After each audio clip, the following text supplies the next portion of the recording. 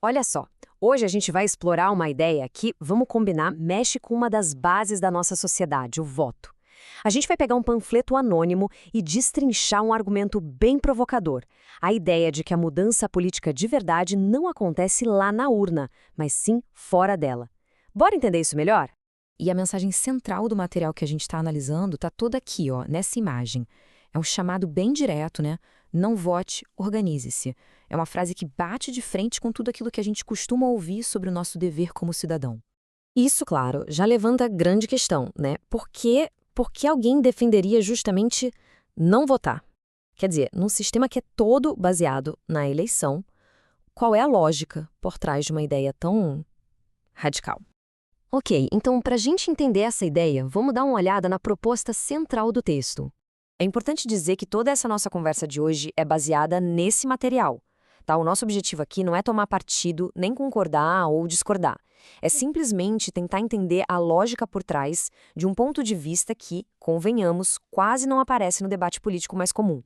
Então, vamos começar pelo ponto principal, a crítica que o panfleto faz ao sistema eleitoral em si. Bom, o ponto de partida de todo o raciocínio é a definição do que é o Estado. Segundo o panfleto, o Estado não é, de forma alguma, uma entidade neutra.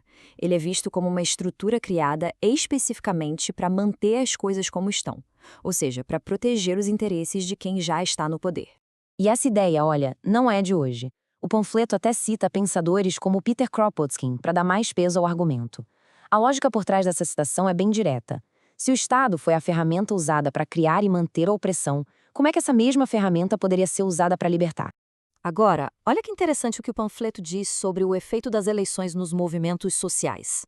O argumento é que, quando um movimento entra nesse jogo eleitoral, o poder meio que sai das mãos das pessoas, da base, e vai parar nas mãos dos representantes. Isso acaba criando uma certa passividade, né?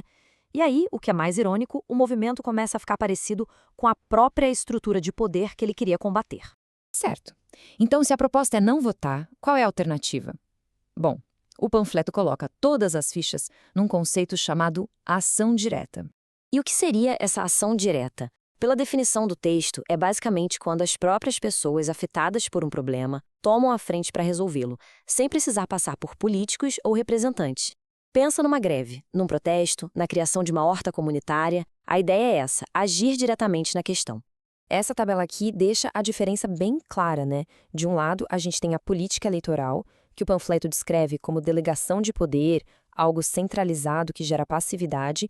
Do outro, a ação direta, que seria o oposto, autogestão, autonomia e um processo que fortalece as pessoas para que elas mesmas resolvam seus problemas.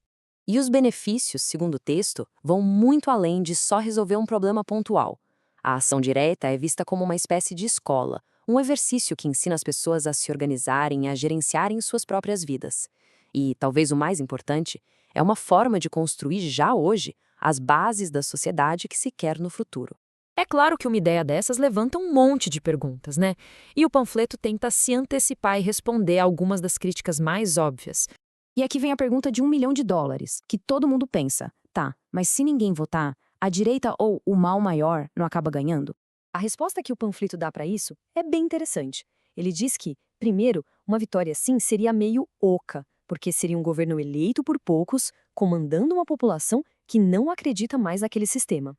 E o ponto central é que, para eles, o poder de verdade não vem da urna, mas sim da capacidade de organização das pessoas. Essa organização é que faria pressão de verdade, não importa quem estivesse no poder.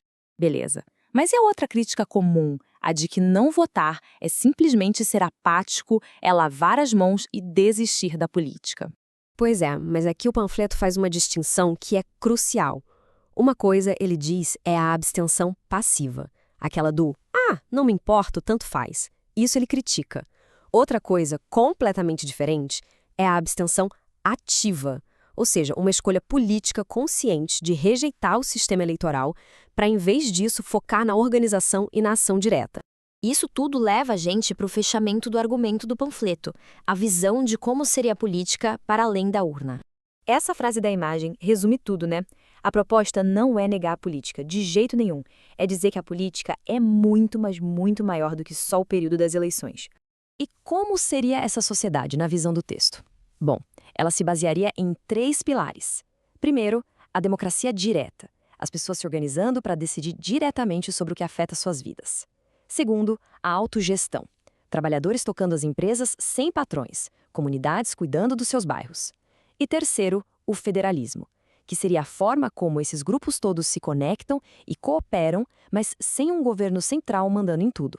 O panfleto fecha com essa convocação, esse chamado para que as pessoas se tornem, elas mesmas, as autoras da própria história, em vez de entregar essa caneta na mão de um representante. E no fim, a gente fica com essa pergunta para pensar, né? Concordando ou não com os argumentos, esse panfleto força a gente a questionar o que é o poder e onde ele está de verdade. O que significa, afinal, fazer política no dia a dia, para além do momento do voto? Para esse material que a gente analisou, a resposta está na organização.